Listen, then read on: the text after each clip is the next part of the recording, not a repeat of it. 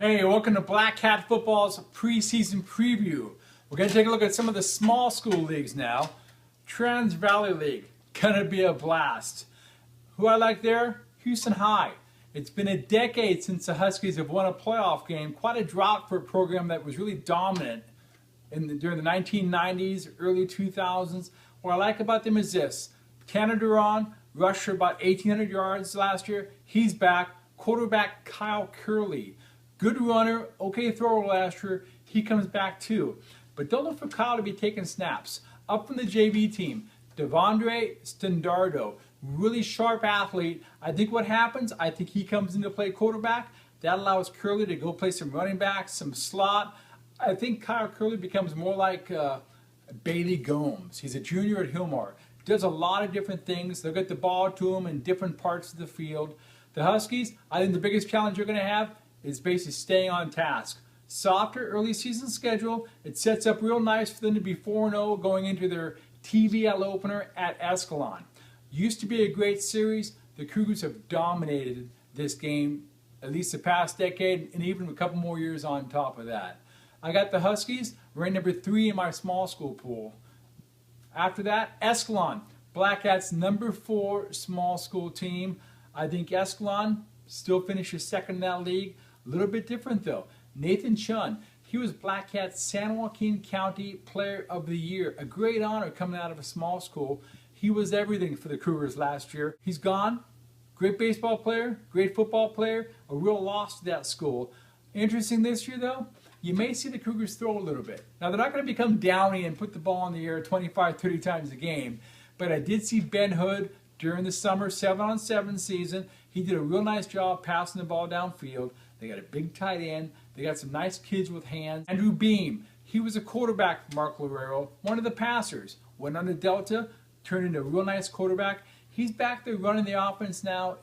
People in town think he's kind of the coach in waiting. When Mark steps down, if he ever does, they think Andrew's going to step in and take over. I think you'll see more offense come in with him, more of a passing game. But I think that's going to be throwing a little bit more. But they'll still stick to the wing tee. There'll be grind, pound, but they'll occasionally pop a deep one on you. I think Frank Marquez down in Hillmar, he's got a nice mix of talent. Some seniors back from last year's class. Real nice JV team coming up. Junior quarterback Jonathan O'Brien. He was competing for the quarterback job over the summertime. I saw him at the Turlock High scrimmage just last week. He looked real nice, so the senior. Don't be surprised though if Hillmar goes with O'Brien. Nice running threat, nice passing threat. Bailey Gomes, I talked about him earlier, coming up from the JV, caught for about 600 last year, ran for about 400, always around the ball.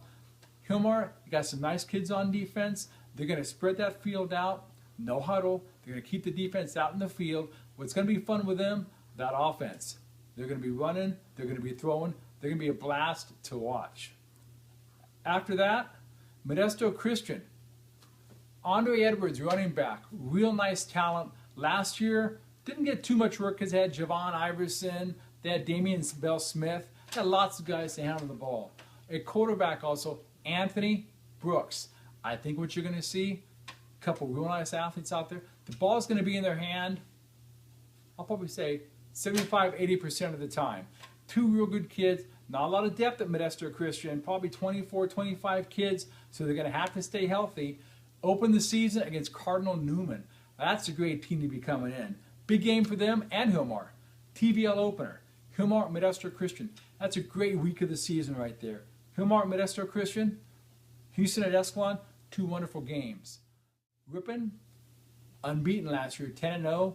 Most of that team is gone. They got a sophomore quarterback, Nick Price, was up with the varsity as a freshman last year.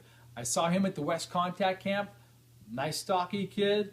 Took a big hit from Billy Sharmoog. Kind of shook it off, bounced back up, was in a couple plays. You got to love a kid who takes Billy Sharmoog falling on him and gets back up to play some more. Oristimba, hey, TVL, they're every bit as deep as the CCC. Warriors have Steven Machado. He was Black Cat's Junior Player of the Year last year. Phenomenal rusher. He was among the state's best through 4 or 5 weeks. Ended up with, what was it? Yeah, 1,927 yards, 23 touchdowns. Huge games against Escalon and Ripon, which kind of tells you he's not just a product of that environment. Orristimba, I look at them kind of like Atwater doing the CCC. There's just so much depth and so much talent in that league. You could see 5 TVL teams go to the playoffs, maybe 6. That's going to be tough, though, because they're going to be beating each other in the league as they move along. Riverbank, Jimmy Oliver does a nice job up there. Kirk Peterson came up from Turlock. He's going to run that offense. They're going to run a fly, no huddle. Bruins going to be excited. The smallest of our leagues, the Central California Athletic Association. One big team there, Brookside Christian. Wonderful quarterback, Austin Calderon. About 2,800 yards last year. I think he had about 30 touchdowns. Does a real good job throwing the ball. You know, Brookside's had a real good program the last couple of years. Really developed that passing game. What's interesting is this. I was driving from Stagg over to St. Mary's one day. I drove right past their campus. They're practicing right there. So you've got Wayne Brooks here. You got Austin Calderon here. You got Caleb Parrish here. Within about 2 miles, you got 3 great quarterbacks there. What I like about Brookside, and I think Brookside's got a good chance to win that Division 6 section title, or at least make the final. They've got their top 5 receivers back from last year. Lots of passing depth. Also enjoy this. They opened the season. They played Central Valley in week 1. Central Valley, a whack team. In the Southern League, it all starts and ends with LeGrand. Bulldogs, 3 section Division 5 titles in a row under Coach Rick Martinez. He's built a real small school dynasty down there. You know, that was one of Black Hat's best programs you've probably never seen. Just because they are so far out in that little corner of Merced County. They go to the Great Bowl every year, though, and they tend to win. They got a receiver, Christian Williams. 30 catches last year, 11 touchdowns. That's a great ratio.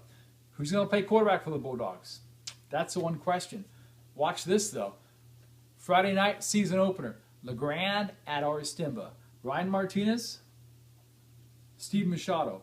Fantastic running back matchup. After that, Waterford High.